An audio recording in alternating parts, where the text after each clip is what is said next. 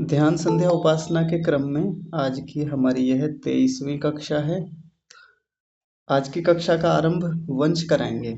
जी वंश, आप बोलिए। सभी ओम सभी को सादर नमस्ते जी। चलिए तो हम अपनी कक्षा का विधिवत प्रारंभ करते हैं। सब अनुकूल व्यवस्थित आसन में बैठ जाएंगे, यह सुनिश्चित करेंगे तब तक हमारी कक्षा आरंभ होगी। हम एक अनुकूल व्यवस्थित आसन में बैठ जाएंगे। जी का भी ढेर सारा धन्यवाद करेंगे क्योंकि वो इतनी उत्तम तरीके से हमें पढ़ाते हैं।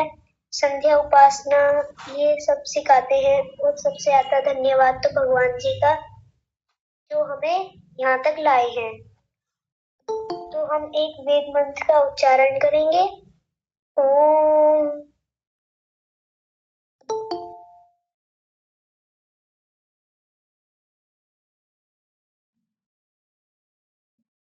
आपका माइक बंद हो गया वंश। अब आ रही है आवाज? हाँ जी, हाँ जी। हम एक वेद मंत्र का उच्चारण करेंगे। ओम वेदाहमेतं पुरुषं महन्तं आदित्यवर्णं तमसः परस्तात् तमेव विदित्वाति मृत्युमेति नान्यः पन्था विद्यते अनाय। धन्यवाद। जी, आपका बहुत सारा धन्यवाद कक्षा का इतने अच्छे से आरंभ कराने के लिए। तो आज लगभग 1 साल से भी ज़्यादा समय हो गया जब वंश ने कक्षा का आरंभ कराया है। बीच बीच में ऐसा मेरा मन भी होता है कि आपको कक्षा में बुलाया जाए, पर आपका विद्यालय का समय होता है। तो बस ये इसलिए किया कि ताकि एक संस्कार बने, बच्चे कक्षा शुरू कराएं, कक्षा में जुड़ें, थोड़ी थोड़ी चीज़ें सीखते रहें। तो चलिए अपने उस क्रम को आगे बढ़ाते हैं जो हमारा ध्यान संध्योपासना का क्रम चल रहा था। ध्यान संध्योपासना के प्रकरण में हम ध्यान को देख रहे थे और ध्यान के भीतर भी जो वृत्तियां और संस्कारों का एक प्रकरण चल रहा था, उसमें हम वृत्तियों और संस्कारों को देख रहे थे। उसके भी भीतर जाकर देखें तो हम क्लेशों को देख रहे थे, और उसमें भी अंदर जाके देखें तो अविद्या की बात चल रही थी, और उसके भी अंदर जाकर देखें तो अनित्य में नित्य की भावना को लेकर बात हमारी चल रही थी। ये सब ध्यान में बैठ के करना है।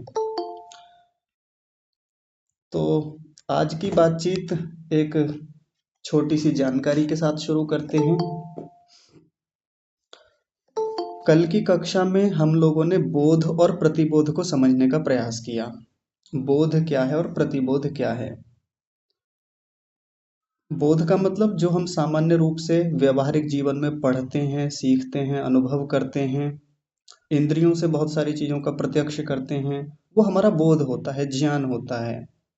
लेकिन उसमें आगे बढ़ने के लिए हमको प्रतिबोध करना होता है, उस विषय को मथना होता है, उस पर चिंतन मनन विचार विमर्श करके प्रतिबोध बनाना होता है, यानी अपना स्वयं का भी अनुभव लेना होता है उसमें। तो इसको एक तरीके से और देख सकते हैं, एक बड़ा सुंदर उदाहरण है।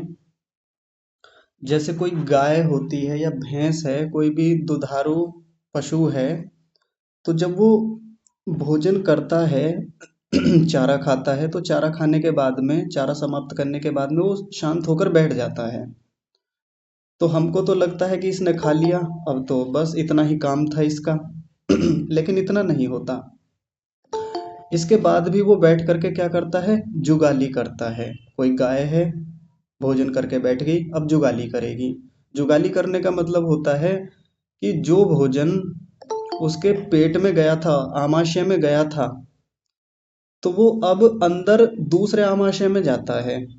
और ये बड़ी रोचक बात है, हम मनुष्यों के शरीर में एक आमाशय होता है, और ये गाय आदि जो प्राणी हैं इनके शरीरों में दो दो आमाशय होते हैं भीतर, जहाँ भोजन का पचन होता है। तो एक आमाशय में से दूसरे आमाशय में भोजन जा रहा है जब वो जुगाली कर रही है, और जुगाली करने की प्रक्रिया में वो अपने भीतर लार को ले जा रही है। झाग जैसे बनते रहते हैं ना, उसके मुंह में मुंह को चलाती रहेगी, लार झाग जैसे बनते रहेंगे और वो अंदर जाते रहेंगे। तो काम तो वहां भी समाप्त हो सकता था कि खा लिया, बैठ गए शांत होकर के, लेकिन वो उसके स्वभाव का हिस्सा है। परमात्मा ने उसको ऐसे ही डिजाइन किया है कि वो जुगाली करेगी ही करेगी।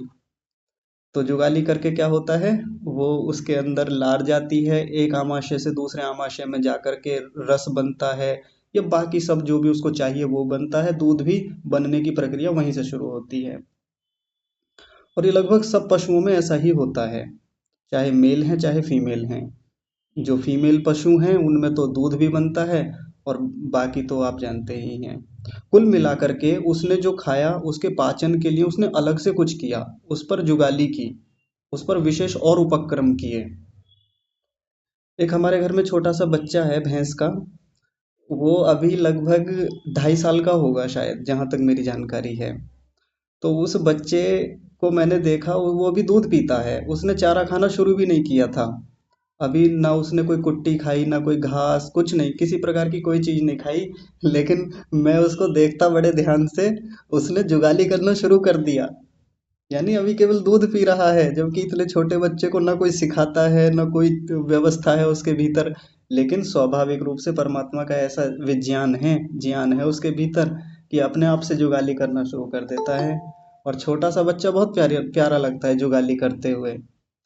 तो ये जुगाली करने की जो प्रक्रिया है उसके भीतर गए भोजन को पचाने में बहुत सहायक होती है, तब जाकर वो रस, रक्त, मांस, मज्जा, अस्थि या आगे जो भी शुक्र धातु आदि सब बनते हैं, पुष्टि मिलती है उसको। तो हमारे चित्त के भीतर, अंतःकरण के भीतर भी ये जुगाली वाली प्रक्रिया होनी चाहिए। अब हम मुख से तो जुगाली करेंगे नहीं, बाहर से पढ़ लिया, बाहर से चीजें सीख ली, लेकिन अब उसमें क्या करना है हमको, मंथन करना है। वो जुगाली अंतःकरण के स्तर पर जाकर करनी है। तब ये खाया हुआ ज्ञान, ये भीतर ले जाया गया ज्ञान, तभी कुछ बना पाएगा, नहीं तो जा करके ऐसे ही पड़ा रहेगा। अगर कोई गाय भैंस जुगाली ना करे ना, तो उसका भोजन केवल सड़ेगा अंदर जाकर आमाशय में, पहले आमाशय में ही। और बहुत सारी समस्याएं हो जाती हैं पशुओं को, यदि वो जुगाली करना बंद कर दें तो हमको संकेत मिल जाते हैं कि देखो अब ये, अब इसका जो पाचन तंत्र है, डाइजेस्टिव सिस्टम है, खराब हो गया। अब इसको दवाई देनी पड़ेगी, भीतर जो व्यवस्थाएं हैं वो ठीक करनी पड़ेंगी, तब जाके भोजन पचेगा, और फिर से जुगाली करना शुरू होगी, और फिर वो व्यवस्थाएं ठीक होंगी। अगर हम लोग भी ये जुगाली करना बंद कर दें ना, जुगाली कौन सी, विचार विमर्श वाली, चिंतन मनन वाली, तो हमारे भीतर भी वही समस्याएं आ सकती हैं जो प्रायः पशुओं के भीतर आती हैं। पशुओं के भीतर भोजन के स्तर पे चीजें चलती हैं, और हमारे भीतर वो ज्ञान के स्तर पर चीजें बढ़ती हैं। इसलिए जो भी पढ़ते सीखते हैं उनका चिंतन मनन विचार विमर्श प्रतिबोध के रूप में हमारा होते रहना चाहिए। ठीक है जी। तो एक छोटी सी बात और आपके सामने रखना चाहेंगे। जब हम लोग खेतों में काम करते हैं तो जिधर हम रहते हैं वहां पर एक बड़ा विशेष खरपतवार मिलता है, खेतों में जमता है। सीधे सीधे किसानों का उससे कोई उपयोग नहीं होता, तो उसको खरपतवार माना जाता है और उसको खेत से हम निकालते हैं। उस खरपतवार को यहाँ हमारे गांव की भाषा में नड़ी बोलते हैं, नड़ी। और वो बांस जैसा होता है, जैसे बड़े बड़े बांस होते हैं ना, वो बहुत बारीक सा, जो हमारी सबसे छोटी अंगुली होती है इतनी मोटाई का, और लगभग 6-7 फुट ऊंचा, कई बार 8-10 फुट ऊंचाई तक वो जाता है, इतनी ऊंचाई उसकी होती है। तो बचपन से हम उसको देख रहे थे। तो जब वो खेत में होता है तो पिताजी हमको हर बार सावधान करते हैं कि जब भी इसको उखाड़ो खेत में से तो बड़ी सावधानी से उखाड़ना, या खींचना मत पकड़ के। अगर खींचोगे तो उसके क्या हो जाते हैं, वो फट जाता है, और फटने में और खींचने में, और उसकी जड़ बड़ी ताकतवर होती है। और अगर वो फट गया और हमने हाथ से खींचा और हाथ की पकड़ ढीली पड़ गई, तो हाथ फाड़ देता है, खून निकल आता है, यानी घायल कर देता है वो। अगर पकड़ ढीली पड़ी, उसको उखाड़ रहे हैं और टूट भी गया, तो उसकी जड़ें भीतर ही रह जाती हैं। और एक बार एक पौधा टूटा उसका, तो नीचे से कई सारे निकल के आते हैं, और वो खेतों में से कभी खत्म नहीं होता। उसकी जड़ ही निकालनी पड़ती है, सुखाई जाती है, फिर उसको जलाया जाता है, तब जाके खत्म होती है। ये हमारे यहाँ इसको नड़ी बोलते हैं, बांस जैसी शक्ल में होती है वो। तो बड़ा सावधानी से उसको करना होता है। ये बात मैं यहाँ क्यों बता रहा हूँ, ये मैं इसलिए बता रहा हूँ, जो काम हम इस समय अविद्या को लेकर कर रहे हैं, राग द्वेष को लेकर कर रहे हैं, यानी उनकी वृत्तियों को पकड़ रहे हैं, तो कई बार बेचैनी होती है। जब संस्कार उठ करके आते हैं, जो संस्कार सो गए थे, जो संस्कार दबे पड़े थे अंदर, विच्छिन्न अवस्था में थे, अब उनको उठाया जा रहा है। जब उठाया जाता है, पकड़ के खींचा जाता है उनको, तो बड़ा कष्ट देते हैं शुरू शुरू में। और उस समय साधक या कोई चिंतक व्यक्ति या उपासक व्यक्ति थोड़ा बेचैन होता है कि इतनी समस्या तो थी नहीं, अच्छा खासा ध्यान चल रहा था बढ़िया से, पहले अपना उपासना करते थे, कोई ऐसी दिक्कत वाली बात नहीं थी। ये जब से इन्होंने ये तरीका कक्षा में बताया है और हम इन अविद्या के संस्कारों को, राग द्वेष के संस्कारों को उठा रहे हैं, तो ये तो फिर से खड़ी होने लगी सब चीजें, बेचैन कर रही हैं।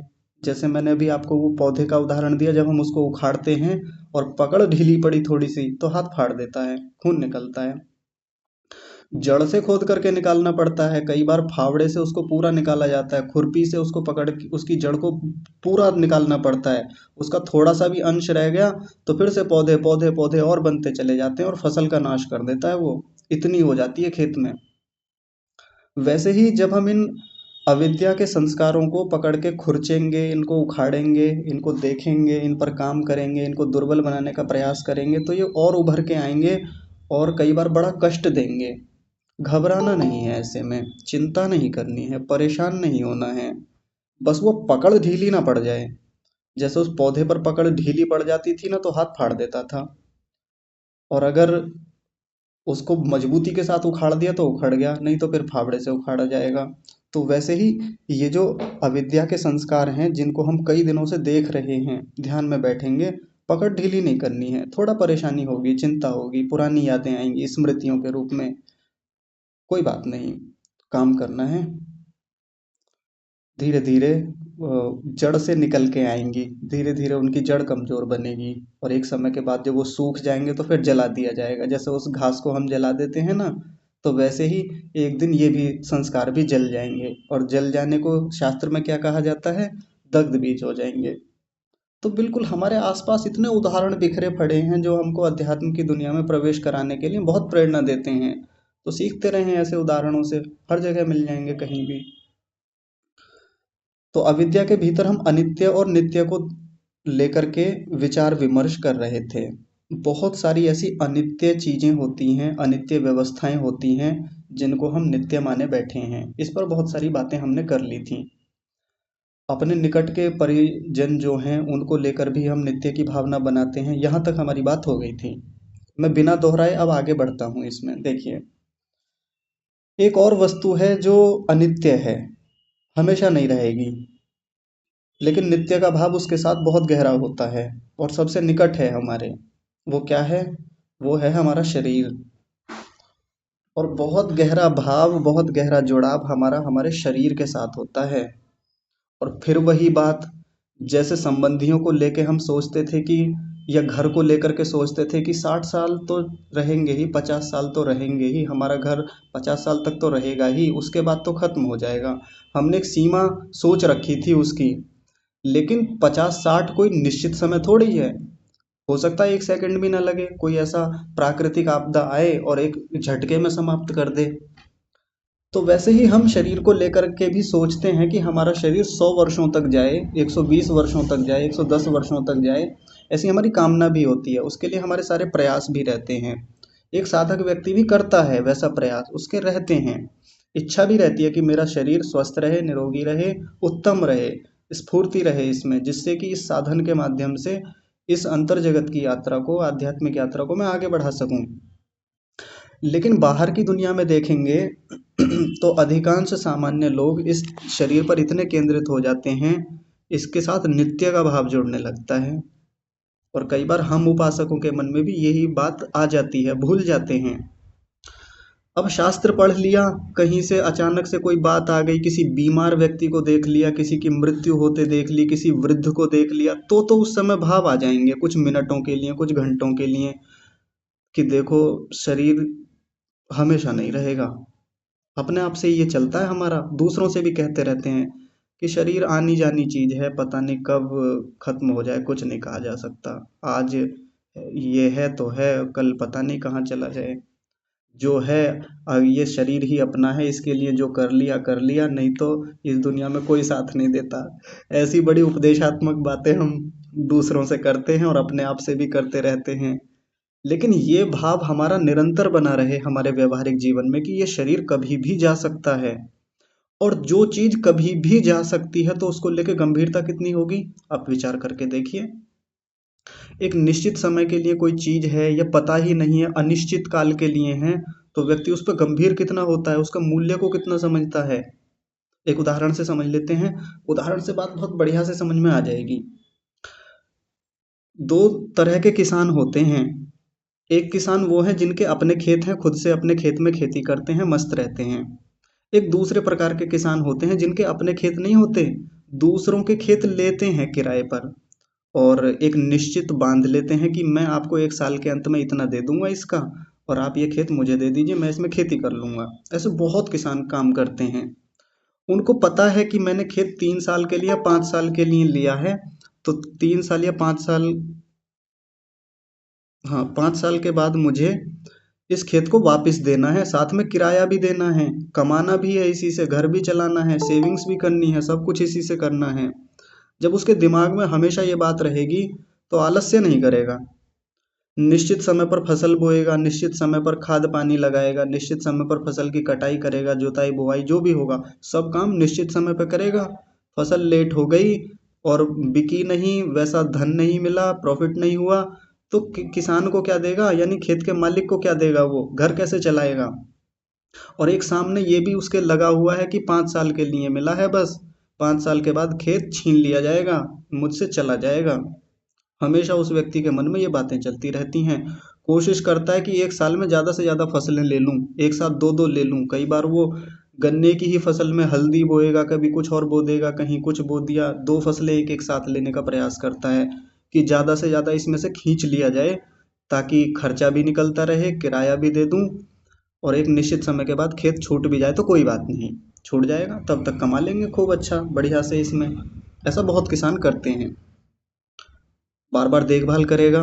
पशुओं का बहुत नुकसान आजकल होता है, बंदरों का बहुत नुकसान है, गायें हैं, सांड हैं, या नील गायें हैं, गीदड़ हैं, इतना नुकसान भयंकर। सब चीज़ों से रक्षा करने के लिए जितने प्रयास होगा वो सब करेगा। तो जैसे हम उपासक लोग हैं, हमको भी एक प्रकार से ये जो शरीर मिला है ये भी तो किराए जैसा ही मामला है। यहाँ पर भी कब छूट जाएगा, कब चला जाएगा, कह नहीं सकते। हम एक बना के चलते हैं कि हाँ हमने अपने शरीर को इस रूप में मेंटेन किया है कि 60 70 साल 80 साल तक तो ले ही जाएंगे खींच के। तो जरूरी थोड़ा ही है, अनिश्चितता है, अनसर्टेनिटी है इसमें। कोई निश्चितता नहीं है कि वहां तक पहुंच भी जाएगा। जीवन में कब कहाँ दुर्घटना हो जाए, यात्रा वहीं बंद हो जाएगी। हाँ ये बात अलग है कि ऐसा ही शरीर फिर मिल जाएगा अगले जन्मों में। लेकिन जितना ये अभी मूल्यवान समय मिल रहा है, ये ऐसे बेकार में जा रहा है, तो ये बुद्धिमानी की बात थोड़ी ही है। इस शरीर से जितना निचोड़ लिया जाए, जितना खींच लिया जाए, या दूसरी भाषा में कहें, इस शरीर का जितना सदुपयोग कर लिया जाए कम समय रहते, उतना बेहतर है। अगर इसका सदुपयोग नहीं किया तो फिर क्या होगा, ये समय तो व्यर्थ ही जा रहा है। इसलिए इसकी नित्यता और अनित्यता को ध्यान में रखकर हम व्यवहार करेंगे, यानी विचार करके देखेंगे कि ये शरीर कैसा है, नित्य रहने वाला नहीं है, हमेशा रहने वाला नहीं है, कभी भी जा सकता है। और जैसे खेत उसका कभी भी जा सकता है। क्या बात है, ये बार बार हाथ खड़ा कर रहे हैं, डिस्टरबेंस होता है। हाँ जी बताइए, आप बार बार हाथ खड़ा क्यों कर रहे हैं।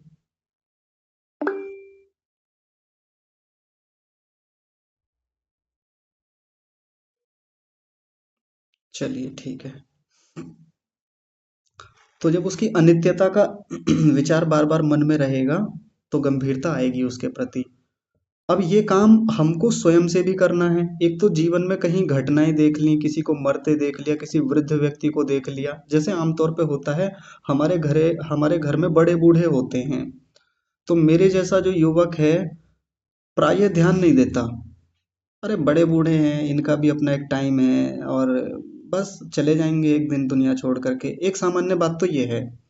एक ये है कि उनको ध्यान से देखना, उनके हर व्यवहार को देखना कि यही वो व्यक्ति हैं जो कुछ समय पहले बहुत इनके भीतर ऊर्जा थी, बहुत उत्साह था, बहुत कमाते थे, बहुत पुरुषार्थ इन्होंने जीवन में किया, और आज ऐसी स्थिति में है कि अपने हाथ से पानी तक लेके नहीं पी सकते। शौचालय तक जाने में भी इनको बहुत मेहनत लगती है, बहुत समस्याएं आती हैं। शरीर कैसा हो गया है, क्या स्थिति बन गई है, ये इनकी वर्तमान की स्थिति है और मेरा होने वाला भविष्य है, अनागत स्थिति है मेरी, आएगा जरूर मेरे जीवन में भी ऐसा। तो ऐसे सोच करके विचार करके एक व्यक्ति बहुत गंभीरता से उसको देखता है। और ये गंभीरता केवल मैं अपनी बात नहीं कर रहा हूँ कि कोई युवक ही देखे, ये गंभीरता तो वृद्धों के मन में एक समय के बाद आनी भी शुरू हो जाती है, जब उन्हें लगता है कि अब शरीर में कुछ बचा नहीं है, अब ज़्यादा अवसर रहे भी नहीं है, उतना समय भी नहीं बचा। तो फिर गंभीरता तो उनके जीवन में स्वयं से आने लगती है, और कई बार आती भी नहीं है, उतनी भी नहीं आती तो मानव जीवन का, मनुष्य शरीर का उतना मूल्य समझते भी नहीं है। तो जब ये विचार, जब ये चिंतन हमेशा बना रहे, हमेशा का मतलब लगभग हर व्यवहार में बना रहे, काम करते हुए भी, नहाते धोते हुए, खाते पीते हुए, आते जाते, नौकरी करते हुए, कमाते हुए, खर्च करते हुए, जब ये भाव बना रहेगा, ये शरीर बहुत कम समय के लिए है, अनित्य है, कभी भी जा सकता है, इसका पोषण मुझे करना है, इसको बढ़ाना है, निरोगी रखना है, रखूंगा निश्चित रूप से, लेकिन अगले क्षण का बिल्कुल विश्वास नहीं है कब जा सकता है। जब ये विचार हमारा प्रगाढ़ होने लगेगा, ये दृढ़ होने लगेगा, लंबे समय के लिए बनने लगेगा, तो हमारी गति अध्यात्म में तेजी से बढ़ जाएगी। फिर गंभीरता बनेगी उपासना के प्रति, फिर गंभीरता बनेगी मुक्ति के प्रति। होता थोड़ी है हमारे साथ ऐसा, आप विचार करके देखिए। अब मैं फिर वही कहता हूँ, जो बाकी अनित्य वस्तुओं को लेकर पिछले दिनों एक बात आपके सामने रखी थी, आज एक बार फिर से आप विचार करके देखिए। सुबह उठने से लेकर रात्रि में सोने पर्यंत, जब तक हम सोते हैं तब तक कितनी बार ये विचार आता होगा। 16 घंटे मान लीजिए, जागने के हमारे 16 घंटे हैं, कितनी बार ये विचार आता होगा कि ये शरीर छूट सकता है, कभी भी छूट सकता है, कभी भी जा सकता है, कोई भरोसा नहीं है। बताइए कितने मिनट के लिए, कितने घंटों के लिए आता होगा, अपना अपना विचार करके देखिए। जो व्यक्ति अध्यात्म में जितने गंभीर हैं, उनका समय थोड़ा ज़्यादा होगा, हो सकता है 2-3 घंटे हो, किसी का कुछ मिनटों में आएगा, कि ये विचार तो बस 2 मिनट के लिए आया था कल, परसों तो 1 मिनट के लिए आया था, और उस दिन तो आया ही नहीं था। ऐसा हम मोटा मोटा मान के देखें, पिछला अनुमान करके देखें, थोड़ा याद करके देखें अपने पिछले दिनों को। तो जो हम दूसरों के लिए कह देते थे कि अरे बूढ़े हैं, अरे मर गए, इसमें ऐसा क्या है, जीवन है, अनित्य है, ये तो आते हैं लोग जाते हैं, आनी जानी जिंदगानी है, ऐसे जो हम दूसरों के लिए बात कर रहे थे, जब अपने शरीर पर बात आती है तो हमारा कितना विचार है अनित्यता को लेकर के। क्या केवल वो शब्द ज्ञान ही था कि हाँ शरीर अनित्य है? नहीं, प्रतिबोध होना चाहिए। प्रतिबोध का मतलब गहन चिंतन मनन, व्यक्ति केंद्रित रहे फिर उसी पे, उसी का पूरा ध्यान रहे। जैसे वो किसान केंद्रित रहता है अपने खेत पर कि बस 5 साल का एक ड्यूरेशन है, इतने में खेत चला जाएगा, और यदि इस बार का सीजन निकल गया तो बहुत हानि तो इसी इसी सीजन की हो जाएगी, कहाँ से कमा के लाऊंगा, किसान को कहाँ से दूंगा, मालिक को कहाँ से दूंगा, घर कैसे चलेगा, रहता है ना उसके सामने एक ऐसा। तो वैसे ही हमारे शरीर के साथ भी स्थितियां हमारे मन के भीतर चलनी चाहिए। अब जो व्यक्ति का चिंतन इस पर ज्यादा रहेगा, लंबे समय के लिए रहेगा, तो फिर वो उन सब चीजों पर जाएगा ही नहीं जो जीवन में व्यर्थ की बातें हैं, व्यर्थ की चीजें हैं, जिनमें लगा पड़ा है व्यर्थ में ही, उनमें ज्यादा चिंतन जाएगा ही नहीं। आजकल शादियों का सीजन चल रहा है, और बड़ी एक मजेदार बात है कि जैसे मान लीजिए हमारे घर में से, परिवार में से कोई बड़े व्यक्ति कहीं किसी विवाह में जाएं, बड़ी प्रवृत्ति ऐसी देखी जाती है कि कहीं किसी विवाह में गए, और जब विवाह से लौट कर आते हैं तो वहाँ की कहानियां सुनाते हैं, वहाँ की पूरा घटनाक्रम विधिवत सुनाएंगे, एक एक छोटी से छोटी। जैसे मान लीजिए पिताजी हैं घर में, किसी विवाह में गए, तो लेकर के यहाँ घर से निकलने से लेकर जब तक यहाँ लौट के आए, छोटी से छोटी बात, एक एक मिनट तक की बात को आके सुनाएंगे। मतलब मैं अपने पिताजी की बात नहीं कह रहा, घरों में लगभग सबके साथ यही होती है। यहाँ से निकले थे, 6 तो यहीं से बज गए थे निकलते निकलते, उनसे बातें की, कहा चलो गाड़ी कर लें इधर से, अरे नहीं गाड़ी तो उनकी आ जाएगी, वहां से ले लेंगे, अरे उनको फोन कर लेना एक बार, उन्हें भी ले लेंगे, क्या लेके चले, साड़ी ले लें, गिफ्ट ले लें, ये करना चाहिए कि ये करना चाहिए, फिर वहां बैठ गए, उनसे बातें होती रहीं। और फिर तुम्हारा वो बेटा आ गया, वो उनका लड़का, वो उसने बुला लिया कि खाना नहीं खाना क्या। अब खाने में जो वहां पहुंचे तो देखा तो अरे मेरा मन नहीं करता अब ये खाने वाने को, पर जब वो जिद करते रहे तो फिर खाने बैठ गए। अब खाने में उसने थोड़े से चावल ला के रख दिए, खाने पड़े। और थोड़ा सा ये भी ले लिया, थोड़ा सा ये लेना पड़ा। फिर उसके बाद वहां से निकल आए, थोड़ी चाय पी ली। फिर उन्होंने बुला लिया, फिर उनके पास जाके बैठ गए। फिर वहां से चलने में कि भाई जल्दी चलो अब देर हो रही है। अब वो माने नहीं, फिर वो वहां लिवा के ले गए, थोड़ा वहां बैठना पड़ा। यानी कई घंटों की बातचीत, बेकार की बातें जिनका ना जीवन में कोई मूल्य है ना महत्व है, इन्हीं में लगे रहते हैं। और कितने लोगों की मजबूरी होती है कि उन बातों को सुनना पड़ता है। ठीक है, व्यवहार जीवन के होते हैं, ये सब करना होता है। ये किसी के विवाह में जाना, किसी की वो जो हमारे कर्तव्य हैं कि वहाँ जाना है जी, वहाँ ये दक्षिणा देनी है, कन्यादान देना है, सब चीज़ें आवश्यक होती हैं। पर कई बार जो आध्यात्मिक स्तर के व्यक्ति हैं, जो चाहते हैं कि जीवन में गंभीरता आए, हम भी अध्यात्म की यात्रा में बढ़े, उलझे पड़े हैं उन्हीं सब चीजों में, कहाँ जीवन खराब कर रहे हैं। इधर चिंतन मनन होता ही नहीं, वो अविद्या और गहरी होती चली जाती है। उसके संस्कार, यानी जिस अनित्यता का भाव जीवन में अधिकांश बनना चाहिए था, वो 0.1% में भी नहीं है। आप सोच के देखिए, हमारा अपना भी व्यवहार अनित्यता को लेकर के जो अधिकांश में होना चाहिए था, मेजोरिटी में होना चाहिए था, कम से कम 70-75 पूरे दिन, 70-75% पूरे दिन भर के व्यवहार में होना चाहिए था, वो डेसिमल्स में भी नहीं है, 0.1% में भी नहीं है। और बहुत गंभीर बात है, नित्यता अनित्यता केवल कहने की बातें रह जाती हैं हमारे साथ। सुबह स्नान करने के लिए गए, फटाफट स्नान किया, निकल के आ गए, कहानी खत्म। इतना नहीं होता स्नान। स्नान अपने आप में इतनी गहरी प्रक्रिया है, इतना कुछ स्नान में होता है कि जीवन के वास्तविक संदर्भ स्नान के समय समझ में आ जाते हैं। आगे आएगा, जब हम योग दर्शन पढ़ेंगे तो शौच नाम का एक प्रकरण जब आएगा, यम नियमों में जो शौच आता है, जब उसमें पढ़ेंगे ना, आप देखिएगा कितने कमाल के लाभ होते हैं शौच के। शौच यानी शुद्धि के। तो स्नान करते समय व्यक्ति का विचार ये होना चाहिए कि रोजाना इस शरीर को शुद्ध करता हूँ, रोजाना इस शरीर को मैं साफ करने के हर प्रयास करता हूँ, मल शुद्धि, मूत्र की शुद्धि, बाकी पसीना, दुर्गंध, मल, इतना कुछ है प्रतिदिन हटा रहा हूँ। नाखून काटता हूँ, बाल कटाता हूँ, दाढ़ी बनाता हूँ, ये सब ये कर रहा हूँ। उसके बाद भी दिन प्रतिदिन नित्य रूप से ये शरीर फिर गंदा, फिर गंदा, फिर गंदा, निरंतर मल बने जा रहे हैं, निरंतर वो स्थितियां बन रही हैं। प्रतिदिन स्वच्छ कर रहा हूँ, लेकिन फिर भी ढलता जा रहा है। सब प्रयास कर लिए, व्यायाम कर लिए, औषधियां ले ली, सब कुछ कर लिया, लेकिन अब शरीर किस स्थिति की ओर जा रहा है? बाल सफेद हो रहे हैं।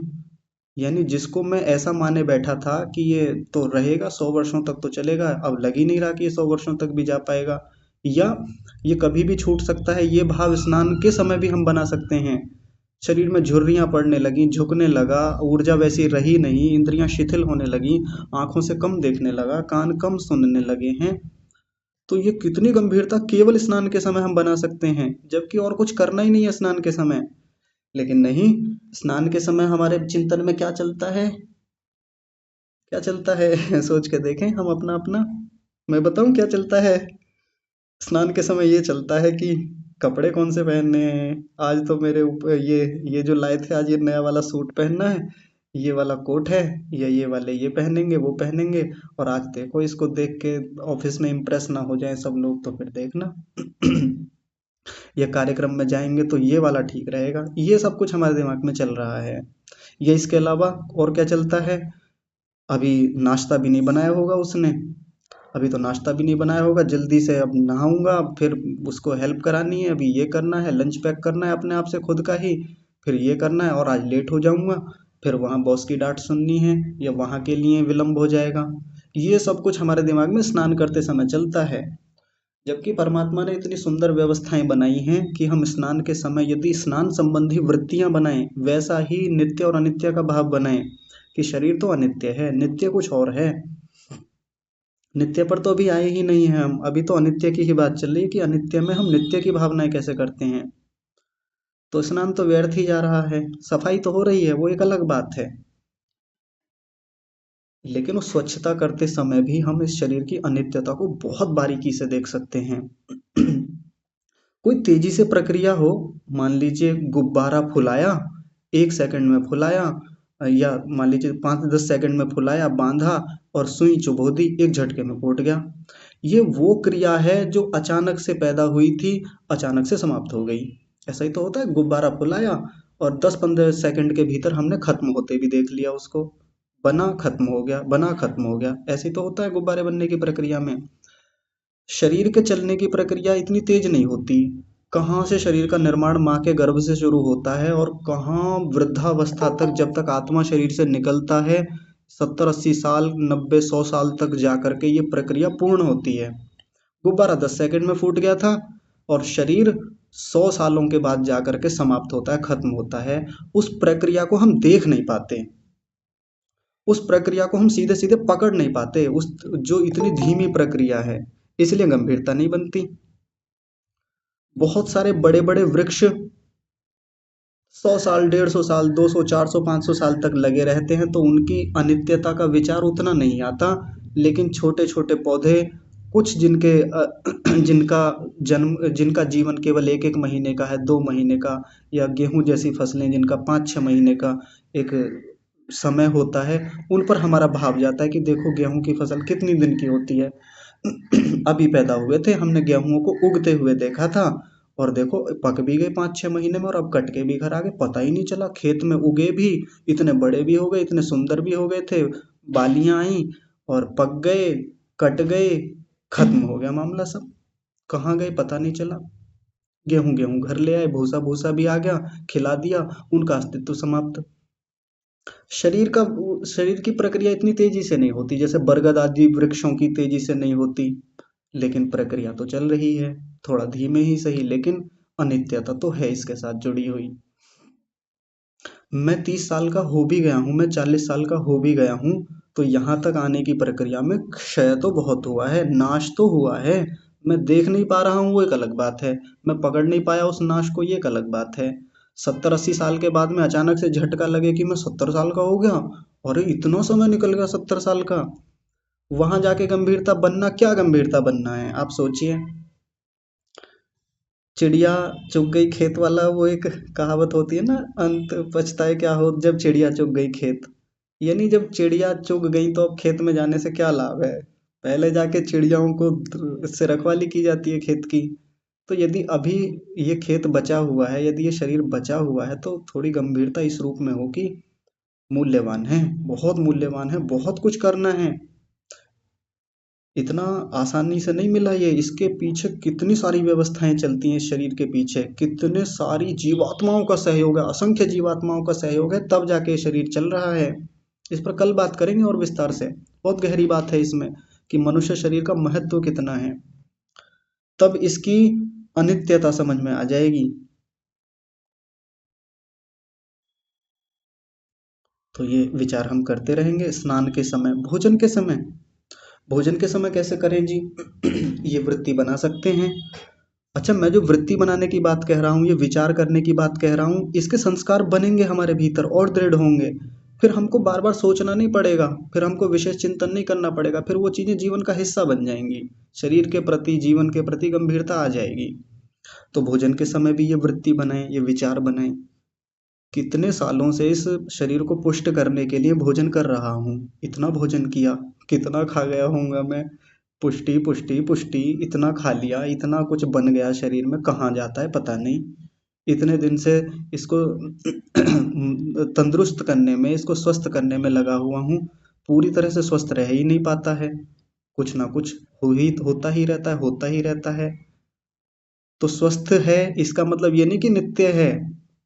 कई बार हमारी जो गंभीरता शरीर के प्रति बनती है तब ज्यादा बनती है जब अचानक से कोई बीमारी हो जाए और गंभीर बीमारी हो जाए, तब व्यक्ति बहुत सचेत हो जाता है। अभी एक दिन कक्षा में, पहले एक विशेष कक्षा अलग से ली थी, योग दर्शन की नहीं थी, तो मैंने उसमें एक उदाहरण रखा था, वो मैं बता देता हूँ, तो यही प्रसंग से जुड़ता हुआ ही है, प्रासंगिक है। देखिए, 19 साल के एक युवक हैं बिहार में, रजनीश नाम है उनका, मेरे संपर्क में है। तो अभी उनको कुछ जैसे सिम्टम्स आए होंगे, कोई लक्षण आए, तो जांच कराई, डॉक्टर ने उनको सीधे बता दिया कि तुम्हें कैंसर है, सीधे। जब उन्हें पता चला तो झटका तो लगता है एक बार में सुन कर के कैंसर है, और कैंसर जैसी बीमारी को सुनते ही व्यक्ति के मन में फिर एक साथ क्या दिखता है? मृत्यु दिखती है सीधी। लगता है कि अब तो बस कुछ वर्ष बचे हैं। तो वो स्टेज के ऊपर बात है, कौन सी स्टेज चल रही है, तो उनका प्रारंभिक आरंभिक स्तर ही था, इनिशियल स्टेज थी। तो फिर चिंताएं थोड़ी कम हुई और डॉक्टर ने भरोसा दिलाया कि चिंता ना करें, ठीक हो जाएगा। लेकिन रिस्क था, रिस्की फैक्टर है। पता नहीं वो ऑपरेशन सफल हो ना हो, या वो जो चिकित्सा प्रणाली है वो सफल हो ना हो।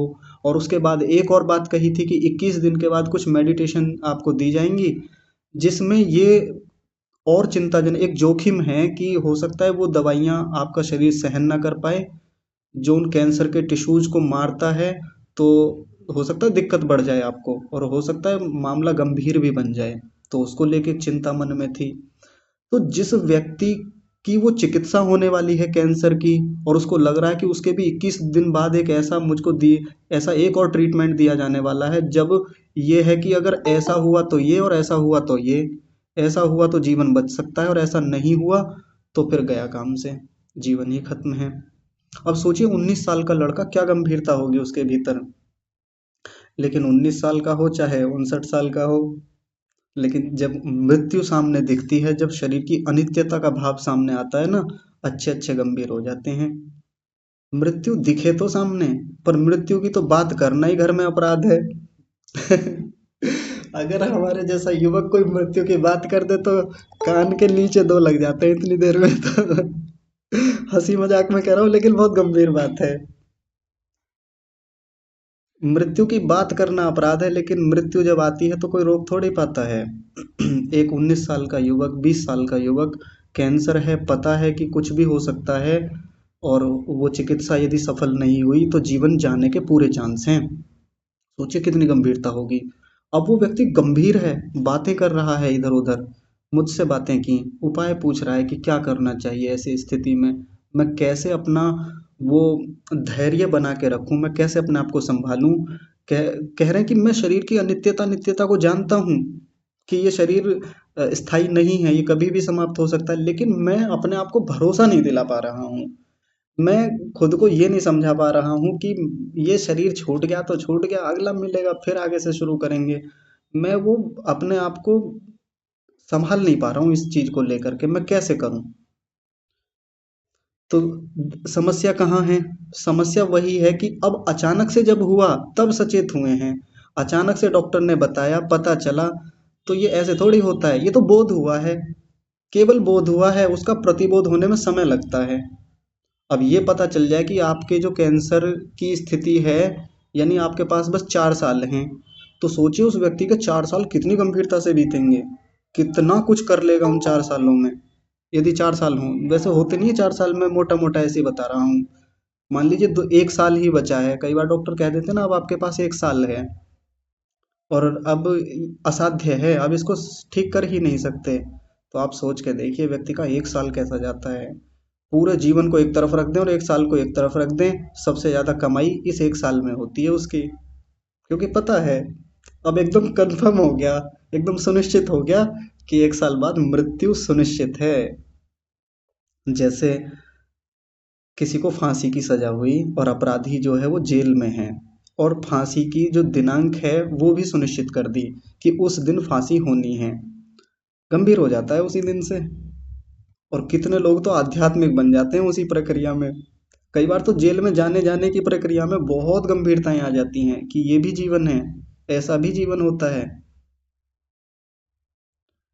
मुझे कुछ ध्यान नहीं आ रहा, एक बहुत बड़े कोई महापुरुष थे, जेल में रहे थे वो, पता नहीं लोकमान्य बाल गंगाधर तिलक की बात है या कौन थे, कभी ध्यान आएगा तो मैं बताऊंगा। उन्होंने इसके बारे में एक बड़ा सुंदर कोटेशन दिया था, उसका भी मुझको केवल भाव पता है, एज इट इज जब याद आएगा तब बताऊंगा। उन्होंने कहा था जेल सबसे अच्छा साधना का स्थल है। राम प्रसाद बिस्मिल जी ने तो कहा ही था, लेकिन उन्होंने जेल के बारे में कहा था कि एक बार जेल में व्यक्ति को जाके वैसे भी देख लेना चाहिए, जिसको यदि गंभीरता नहीं है जीवन के प्रति तो समझ में आ जाता है। और कई लोग तो ऐसा कहते हैं कि जब लगे कि हमारे जीवन में तनाव बहुत है, या हमें लगता है कि जीवन का मूल्य नहीं बचा, कुछ अर्थ नहीं बचा, तो एक बार हॉस्पिटल के जो इमरजेंसी वार्ड हैं, ओपीडी हैं, उनमें जा कर के घूम आना चाहिए। पोस्टमार्टम जो जहाँ होता है वहाँ एक बार घूम के आ जाना चाहिए। ऐसे ही चक्कर लगा लें 1-2 बार महीने में, तो जीवन की गंभीरता समझ में आ जाती है, शरीर का अनित्य और नित्य भाव एकदम स्पष्ट हो जाता है। तो जब हमारे जीवन में कोई गंभीर बीमारी आएगी तभी हम सचेत होंगे क्या? क्या जेल में जाएंगे या वो सब खराब खराब स्थितियां आएंगी तभी सचेत होंगे क्या? तभी अनित्य का विचार करेंगे क्या? तभी इस पर विचार विमर्श होगा? तभी बोध होगा क्या? तभी प्रतिबोध करेंगे क्या? तभी ध्यान में बैठ के चिंतन मनन करेंगे क्या? अभी समय है, बहुत अच्छा समय है, और जितनी अनुकूलताएं हैं अभी किया जा सकता है बहुत बेहतर ढंग से। जब पता चलता है कि 1 साल ही बचा है जी आपके पास, तो ज़्यादा हो नहीं पाता। करने को करता है व्यक्ति, गंभीर होता है, लेकिन जब अभी अनुकूलताएं हैं और ठीक ठाक स्थितियां हैं, शरीर स्वस्थ है, मजबूत है, सब चीज़ें ठीक ठाक हैं, घर वाले सहयोगी हैं, इतना सहयोग मिल रहा है, पढ़ पा रहे हैं, ये कम बात है।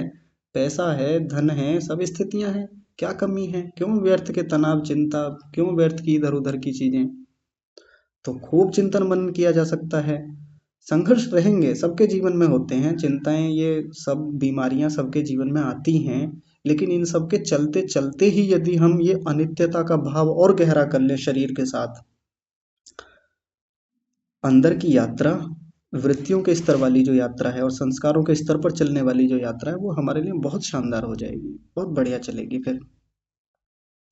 तो करेंगे अनित्यता का भाव आज से ही। और अभी ऐसा लग रहा होगा कि कितना करें, कहाँ तक करें, इतना चिंतन बता दिया, इतने दिन से इन पे ही बात चल रही है, कितना चिंतन करें? अभी लग रहा है वही जो एक दिन उदाहरण आपको दिया था मेडिकल स्टोर वाले लड़के का। जब उसके सामने दवाइयों की लिस्ट देता है ना वो मेडिकल स्टोर का मालिक, तो वो सोचता है इतनी दवाइयां हैं मेडिकल स्टोर में, इतना इतना याद करना पड़ेगा, इतनी सारी दवाइयों को देखना पड़ेगा, मैं कैसे याद रख पाऊंगा? लेकिन 1 साल होते होते लड़का इतना एक्सपर्ट हो जाता है कि दवाई का नाम बोलो 1 सेकंड में ला के रख देता है।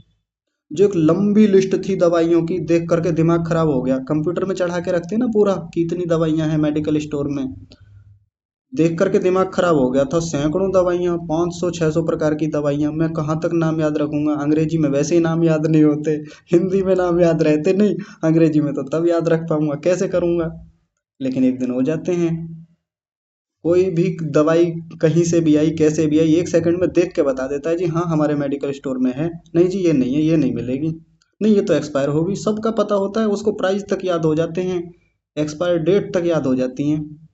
तो ये जो चिंतन मनन की प्रक्रिया, मैं तो बहुत धीरे लेके चल रहा हूँ आपको, एक एक चीज पर बहुत समय लगाया जा रहा है। तो धूमधाम से, आराम से, धैर्य के साथ, परमात्मा को सहायक बनाते हुए इस चिंतन की प्रक्रिया को करना ही होगा।